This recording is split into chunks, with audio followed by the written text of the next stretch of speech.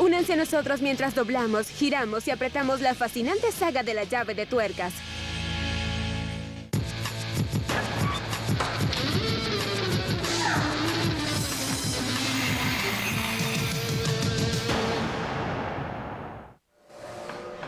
Supongamos que está trabajando en un pozo petrolero y necesita dar vueltas al tubo de un taladro. Esta será su llave. Es la llave de tubos planos número 36. Una herramienta de 1,8 kilogramos y medio, imprescindible para tuberías grandes. También sirve para ejercitarse. A principios del siglo XIX utilizaban esta llave de cadena para ajustar tuberías. Miren, es ajustable. Genial. En 1855 se desarrolló esta llave de tuercas de torre giratoria. Gira como un molino para ajustarse a las diferentes tuercas. Es increíble el número de llaves que se han desarrollado a lo largo del tiempo para hacer esencialmente lo mismo, sujetar algo y girarlo. Y para ver cómo la llave hace su trabajo, echemos un vistazo a la anatomía de una de las más populares, la llave de tuberías. El poder de las llaves comienza con el principio de la palanca, la máquina fundamental que multiplica la fuerza del brazo. Pero esa fuerza debe ser aplicada y el responsable de eso es el agarre de su cabeza de gancho, que brinda un poder de agarre de 15 a 20 veces mayor que la mano. La mandíbula de agarre trabaja junto a la inferior, que es fija, llamada talón. Dientes sujetadores alinean los ganchos para crear un agarre más fuerte. La tuerca de ajuste abre o cierra la boca de la llave para acomodarse a los distintos tamaños de tubo. La superficie es estriada para facilitar su giro con manos engrasadas. Una llave sería inútil sin su palanca, la manija. Así trabaja la llave. Si usted intenta aflojar una tuerca o tubo a mano, tendrá que aplicar una gran cantidad de fuerza de torsión en una distancia muy pequeña. Una llave aplica la misma fuerza en una distancia mucho más grande, creando una torsión mayor. Este poder amplificado logra hacer el trabajo.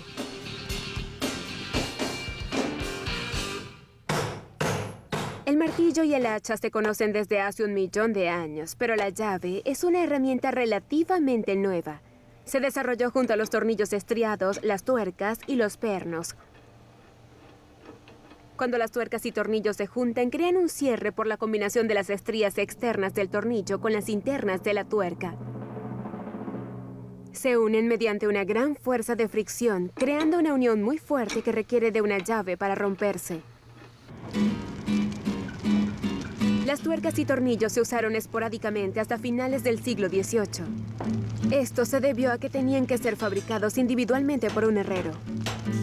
Un tornillo podía requerir 10 minutos y los resultados no eran buenos. Cada tornillo solo encajaba en la tuerca con la que se forjaba. Ambos se mantenían unidos con cuerdas para evitar que se separasen. Y las llaves eran también especializadas. Se formó literalmente para ajustar los pernos y tuercas de esa máquina específica. Pero un invento crearía una inmensa necesidad de firmes conexiones como las de tuercas y tornillos. Y haría de la llave una herramienta esencial. Ese invento fue el motor de vapor de James Watt en 1765. Estos motores estaban hechos de metal pesado con docenas de piezas móviles que debían unirse. Los remaches eran lo suficientemente fuertes para mantener los metales juntos, pero eran permanentes. Eso no era de mucha ayuda cuando el motor se averiaba. Debías poder desarmarlos, repararlos y armarlos nuevamente.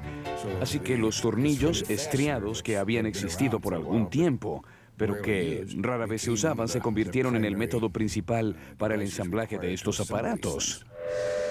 El motor de vapor comenzó a utilizarse en casi todas las facetas de la vida, estimulando la revolución industrial en Europa y Estados Unidos. A mediados del siglo XIX, las fábricas, aserraderos y locomotoras como esta 280 eran movidos por motores de vapor. Sin la llave para armar y mantener todo eso, se avecinaba el desastre. En el cuerpo y las partes móviles de una locomotora probablemente haya alrededor de 400 pernos y tuercas diferentes que debemos revisar diariamente. Aquí en la tienda tenemos probablemente 1000 llaves diferentes, llaves de zócalo, de caja, abiertas, combinadas, de tubería, de todas clases. Y todas son absolutamente esenciales para mantener funcionando una locomotora de vapor. La misma revolución industrial que hacía indispensables a las máquinas de vapor estaba mecanizando la fabricación de tuercas y tornillos con tornos automáticos. Para 1860, las fábricas inglesas creaban más de 1.000 millones de tornillos al año. No eran solo las tuercas las que necesitaban ajuste. Para 1834 había cientos de botes a vapor en el río Mississippi, alimentados por una compleja red de tuberías. Hubo muchos intentos de crear llaves específicamente para las tuberías, pero no fue sino hasta 1869 cuando el bombero de botes Daniel Stilson patentó una llave diseñada para sujetar firmemente los tubos cilíndricos. De hecho, se veía como una llave de tuercas, pero la mandíbula superior estaba aserrada, por lo que las estrías mordían la tubería y permitían el agarre necesario para hacerla girar. Stilson tuvo éxito.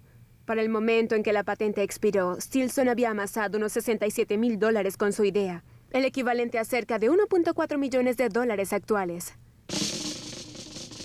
Pero por cada llave exitosa hubo muchas más que fallaron. Esta en particular es una llave combinada. Es una llave de tuercas y de tuberías, todo en la misma herramienta. Era muy complicada y difícil de usar. La característica única de esta pequeña llave es que es hueca en el vástago y se usa como recipiente para el aceite. Era algo molesta, ya que si la tapa se soltaba en el bolsillo, creaba un gran desorden. Un invento impulsó a la llave desde los pisos de las fábricas hasta las cajas de herramientas.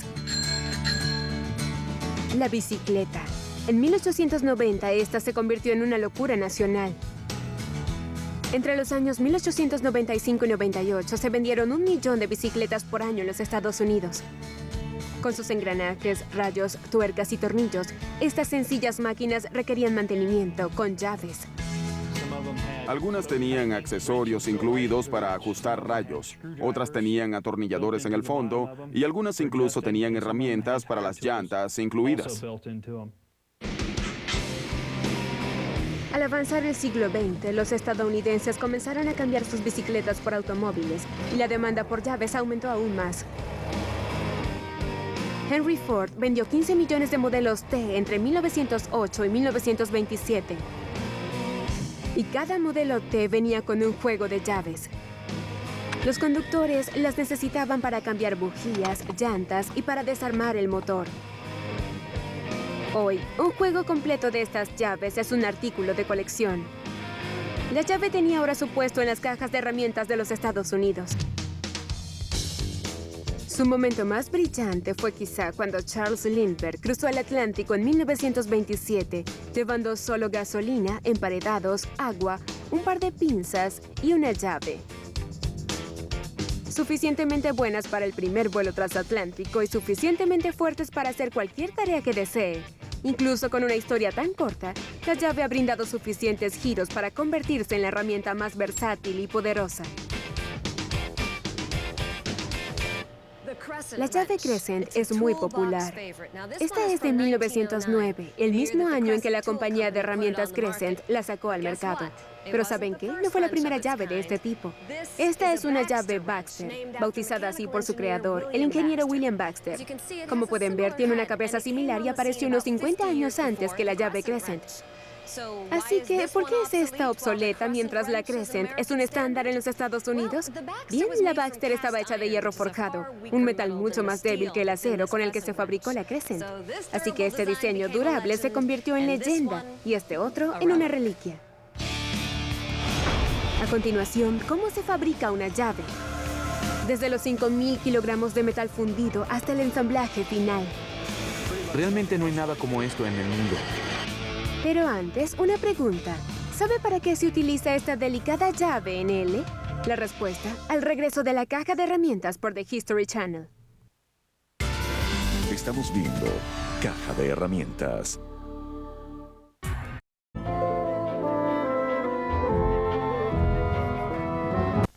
Con Caja de Herramientas. Bien, ¿sabe para qué se utiliza esta llave en L? La respuesta, para abrir cerraduras. Se llama llave de tensión y se usa junto a una varilla para abrir los seguros de las cerraduras. Digamos que es el año 1832. Usted es un maquinista que espera ansiosamente la llegada de la llave más moderna. Se le conoce como llave de estantes y grifos. Esta es una llave especial. Fue la primera llave ajustable producida en masa. Presionamos aquí y deslizamos la mandíbula inferior para abrirla. Y listo. Bien, no tan rápido. Sucedió que esta llave fue un gran fracaso a causa de este delicado resorte que mantiene las mandíbulas en su lugar. Se rompía siempre, por lo que la llave se hizo obsoleta. La creación de llaves duraderas ha sido siempre un reto para los fabricantes. Y como verán, la producción de llaves es hoy día una ciencia muy precisa.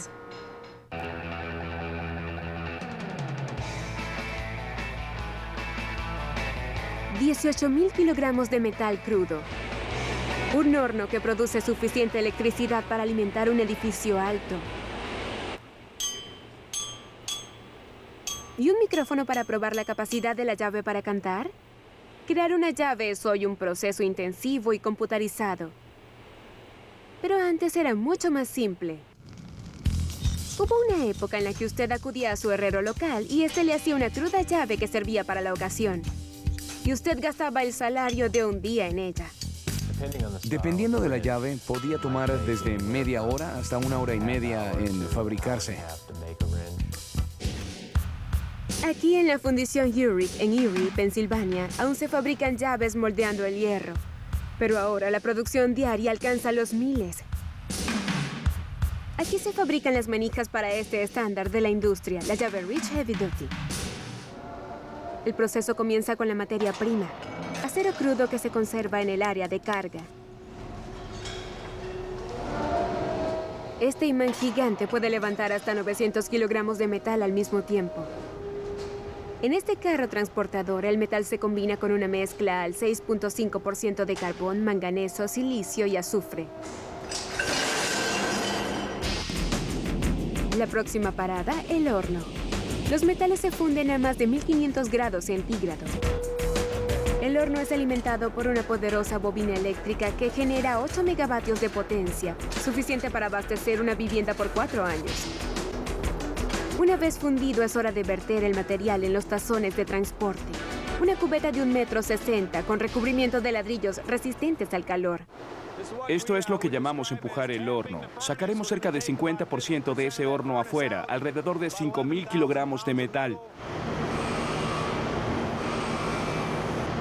El metal fundido viaja hasta la máquina de moldeado Dysamatic, donde tiene lugar una de las innovaciones más importantes del último siglo en la fundición de hierro. En 1948, los científicos descubrieron que al agregar magnesio al hierro podían cambiar su estructura básica, permitiéndole doblarse mucho más antes de partirse.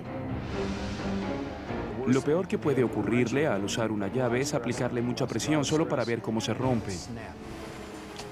Dentro de la máquina de moldeado Dysamatic se crea el molde para la manija utilizando arena compactada. La arena no solo es resistente al calor, sino que puede ser reciclada luego de remover las manijas. Luego se añade el magnesio. Es ese destello blanco. Finalmente, el hierro fundido es vertido desde un horno presurizado hasta los moldes. La Dysamatic crea las manijas a la increíble velocidad de 1 por segundo. Las manijas, todavía en los moldes de arena, viajan hasta el agitador. Un transportador vibrante remueve la arena de las manijas. Y un motor giratorio remueve aún más arena. En los agitadores hay 2 sujetos que tienen la que probablemente sea la tarea más difícil de toda la planta. Usando una masa de 2,5 kilogramos, remueven cualquier partícula de metal residual de las manijas. En promedio, golpearán con su masa unas 5.000 veces durante un turno de 8 horas. Como pueden ver, estos chicos trabajan muy duro para remover los residuos de la fundición. Finalmente, se revisa la fuerza de la manija utilizando un proceso llamado prueba de frecuencias resonantes. Cada vez que la llave es golpeada con el martillo, un micrófono calibrado y una computadora monitorean la frecuencia del sonido. El buen hierro dúctil tendrá una estructura de grafito uniformemente circular, lo que produce un sonido característico. El hierro mal forjado tendrá una estructura más aleatoria, produciendo un sonido más seco. Bien. Mal.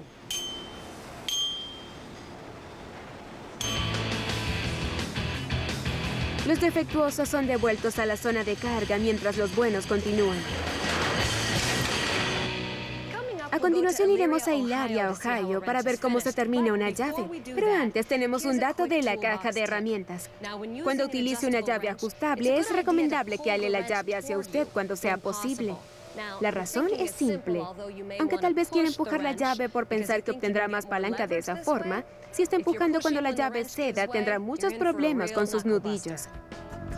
A continuación, añadiremos el talón y las mandíbulas a la manija para crear una llave totalmente funcional. Pero antes, ¿puede decir cuál campeón de peso pesado patentó esta llave con caña tubular en 1922? La respuesta al regreso. Estamos viendo Caja de Herramientas.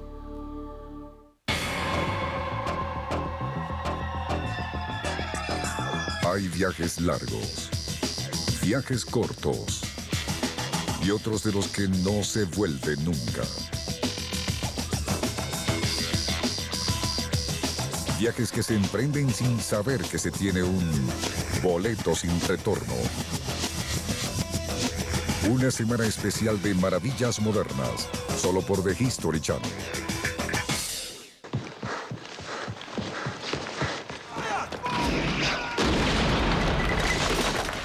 Harry right, Harry left, thrust! Ah! Move on! Move on!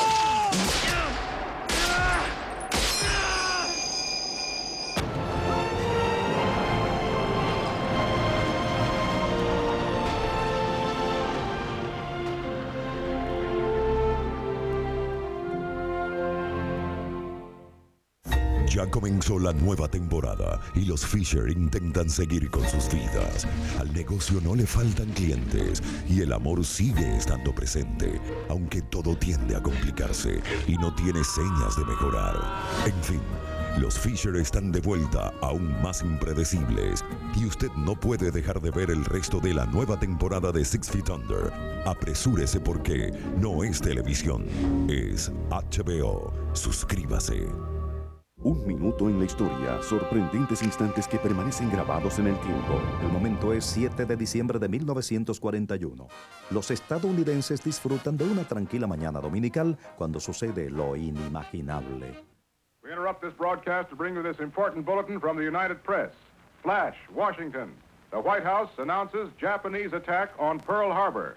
Yesterday, December 7th, 1941, a date which will live in infamy. No matter how long it may take us to overcome this premeditated invasion, the American people in their righteous might will win through to absolute victory. Fue el instante en que Estados Unidos entró en la Segunda Guerra Mundial. Usted lo revive en The History Channel.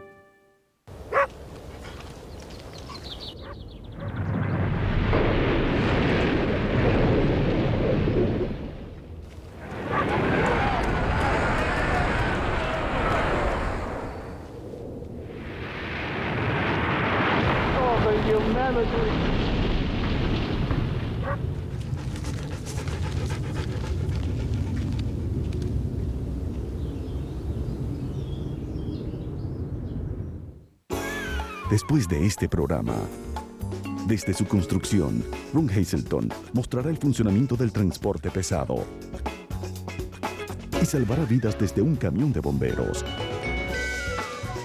Y Tim Beggy mostrará la más fascinante tecnología en tuercas y tornillos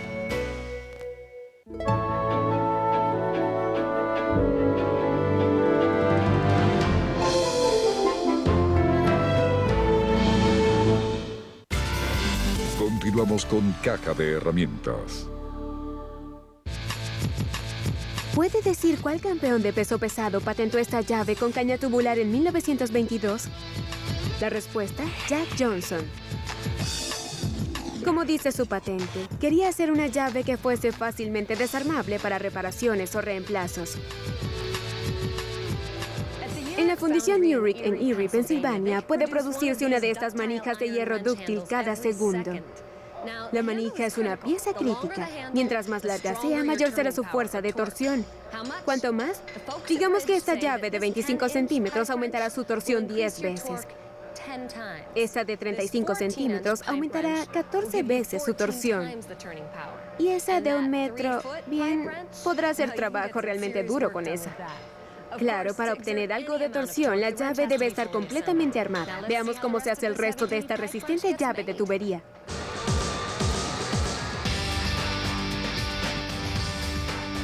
Las manijas de las llaves han viajado hasta Hilaria, Ohio, lugar donde se encuentra la sede de la Rich Tool Company con 215,000 metros cuadrados. Es aquí donde se ensamblan las 10,000 llaves Rich Heavy Duty cada día. Cuando llegan las manijas de hierro, son llevadas a una cabina de pintura. Son conectadas a tierra y el polvo de pintura es cargado eléctricamente. Ambos se atraen como un imán. El polvo se aplicará en las esquinas, cubriendo la pieza completamente. Las manijas han salido de la cabina de pintura revestidas. Ahora se mueven y continúan haciéndolo a razón de 2 metros por minuto hasta los hornos de curación. Ahora entrarán y estarán expuestas a temperaturas cercanas a los 200 grados centígrados. A esa temperatura, las partículas de pintura se funden, formando un escudo plastificado resistente. Las partes restantes de la llave, las mandíbulas, talón y tuerca de ajuste, vienen de una fundición en Colorado. En el ensamblaje final se coloca el talón en su lugar y se agrega un perno para sujetarlo. Se añaden 2 resortes a la manija. Luego se deslizan las mandíbulas, se gira la tuerca de ajuste y tenemos una llave Heavy Duty de 35 centímetros lista para la acción. Estas nuevas herramientas pronto serán utilizadas en campos petroleros, fábricas, granjas y, por supuesto, en los desagües de las cocinas. Aquí está lo último de Rich, una llave resistente llamada Rapid Grip. Está diseñada con un resorte que permite a las mandíbulas ir hacia atrás, abrirse y asir la tubería. Así que puede operarse con una sola mano. Otra llave favorita en las cajas de herramientas es la llave unidireccional. Fue inventada a mediados del siglo XIX. La clave de su éxito son los engranajes internos que permiten el movimiento en una dirección y el retroceso para el siguiente giro. Como verán, y puedo confirmarlo, es la llave perfecta cuando debe internarse en el motor de su auto. Y gracias a los avances en los engranajes internos, las llaves más recientes pueden alcanzar incluso los rincones más difíciles. Aquí tenemos un corte de la cabeza de un cilindro. Con llaves tradicionales se necesitaban 60 grados de arco de torsión para girarlo más de una vuelta. Como pueden ver, lo he hecho girar y ahora no puedo alinearlo con el tornillo. La llave unidireccional tiene un arco de giro de 5 grados y eso es lo que se requiere para girar. Puedo alar esto hacia atrás y seguir girando sin tener que levantar la tuerca. Con la nueva palanca reversible puede pasar de apretar a aflojar sin tener que sacar la tuerca, lo cual es muy importante si se trata de un espacio difícil del motor. Con las llaves unidireccionales no reversibles era necesario sacar la llave del tornillo, cambiarla y continuar. Con las llaves reversibles simplemente se cambia una palanca sin sacar el tornillo y se gira al otro lado. Desde las tuercas en los cilindros de su motor hasta los tubos de un bote de vapor, mientras haya algo que necesite ser apretado, aflojado, doblado o torcido, las llaves siempre tendrán su lugar. Alcánzame esa llave mono, por favor. Gracias. Usamos el término llave mono para referirnos a las llaves ajustables. ¿Se ha preguntado la razón? Aunque nadie lo sabe exactamente, algunos dicen que el apodo se originó con esta llave británica de 200 años, que se parece un poco a la cabeza de un mono. Se mueve la manija acá abajo para mover las mandíbulas, como si moviese la cola del mono. Personas, este modelo es conocido como estación de control elevada. Los controles están aquí arriba.